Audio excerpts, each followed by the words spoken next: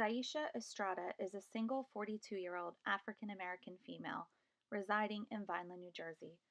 Instead of living the carefree life that she's used to and enjoying nights out with her boyfriend, she now has to face a life changing diagnosis. Zaisha has agreed to share her story with Rutgers 2020 broadcast in hopes of helping residents in the community who may be facing the same challenges. It was a Tuesday night, and I was just hanging out at home with my boyfriend. And like all of a sudden, I started to get like a lot of pain in my pelvic area. Um, so I got up to use the bathroom, and it was like really painful when I urinated. So, of course, that was really alarming to me. So I waited a couple more days, and then I decided that like it wasn't going away and I should do something about it. That's when I went to get some care from my local clinic in Vineland, and they really helped me out there. The place was called Fam Care, and I got to see a nurse practitioner there, and they helped me out a lot. Daisha came into my office and explained the symptoms that she had been experiencing for several days. After I performed a gynecological exam on her, I got a sample for urinalysis to test for STIs. Her urinalysis came back positive for gonorrhea, and I explained to her that she would need an intramuscular injection of antibiotics to treat that.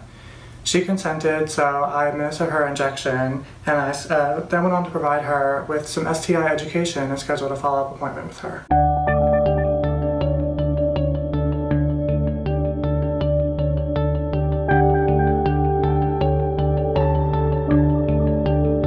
The nurse was very sensitive to my needs and educated me about STIs. I felt really comfortable with him, and so I opened up to him about some risky behavior I had been engaging in.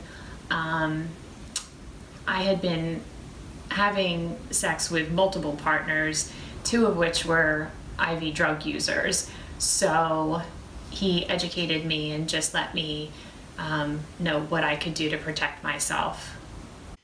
When Daisha let me know that she was having unprotected sex with multiple partners, I was extremely alarmed because of the high prevalence of HIV infection in IV drug users. I encouraged her to get tested for HIV and to let her partners know that they may be at risk and for them to get tested as well. So when the nurse explained to me the risk of HIV, and especially with my sexual contact with the IV drug users, of course I was concerned, but I was really kind of afraid. Like, I didn't know that I wanted to know if I had a diagnosis like that. That's really like life-changing.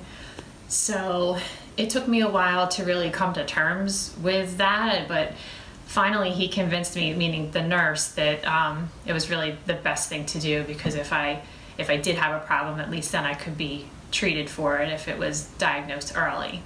So I went right to Fam Care and got my testing done there, and then I was educated about the fact that I'd have to come back for a second test just to really confirm whether or not there was a positive result or not.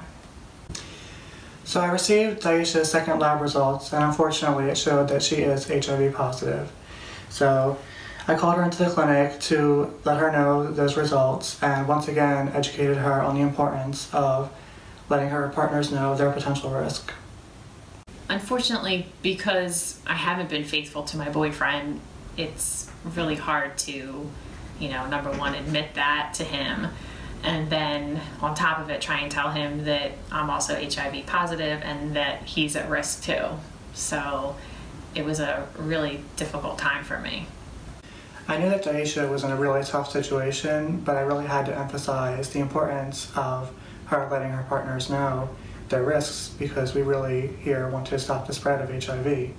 I also let her know that it is our policy we have to notify the State Health Department within 24 hours of her second lab results that we have a positive HIV case here. When you receive a diagnosis like that with HIV, it's so hard to wrap your head around that and then have to share it with other people too. So for me to have to notify my partners, especially my boyfriend. I was really kind of dreading that.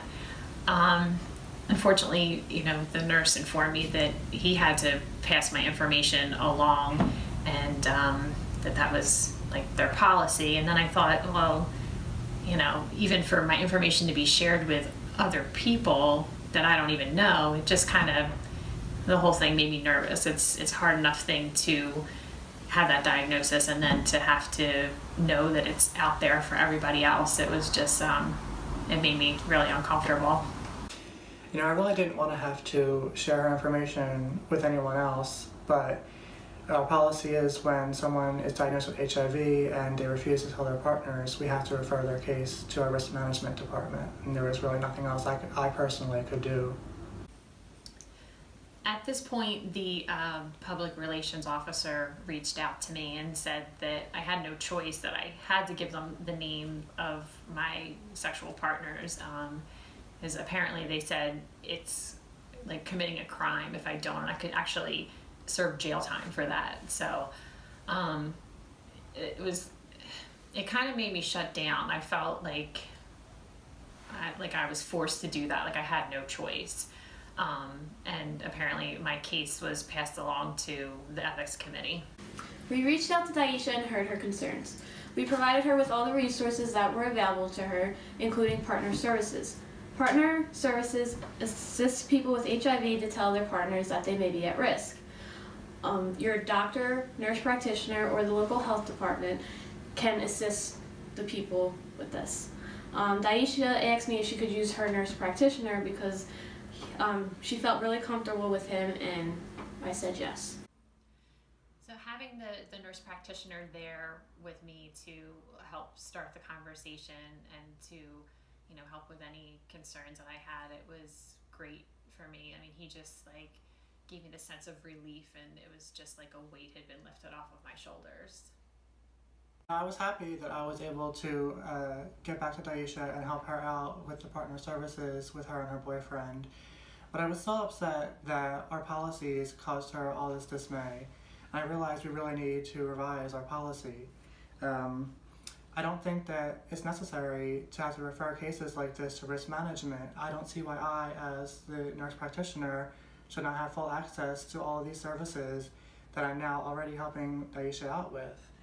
So I'm creating a task force to really try to evaluate the effectiveness of a revised policy that would allow us more access to these resources.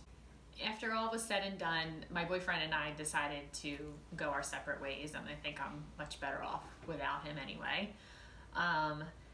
But I just really feel like I'm so thankful that the nurse practitioner was there for me during this difficult time, and I really hope that this policy change can make people who have this problem in the future, make it easier for them, because it was really a tough ordeal. So I'm hoping that people can learn about what's going on and see the need for this change in the kind of care that we're giving the people who have been just newly diagnosed with HIV.